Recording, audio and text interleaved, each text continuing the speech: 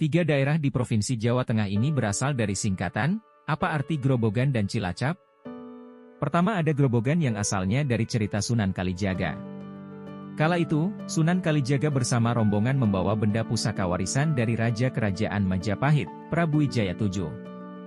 Benda pusaka itu diletakkan di sebuah wadah yang bernama gerobok. Rombongan Sunan Kalijaga pun membawa gerobok-gerobok isi benda pusaka itu ke Demak. Lalu di perjalanan, Sunan Kalijaga dihadang perampok yang meminta gerobok-gerobok itu.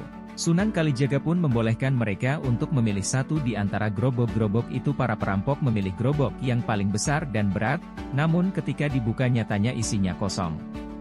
Dari gerobok yang kosong tersebut, lahirlah nama Grobogan yang kini populer di Jawa Tengah. 2. Pemalang.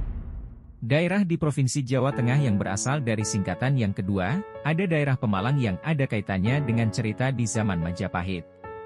Pada zaman itu, ada seorang tokoh namanya Ki Buyut Jiwandono.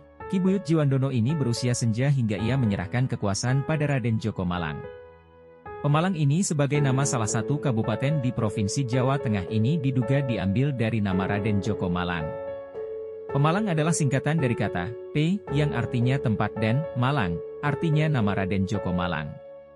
Maka, Pemalang ini punya arti tempat yang dikuasai Raden Djoko Malang.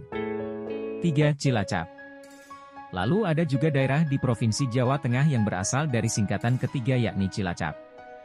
Cilacap ini yakni salah satu daerah di Provinsi Jawa Tengah asalnya dari singkatan. Cilacap adalah singkatan dari kata Ci atau Cai dan Lacap atau Cacap.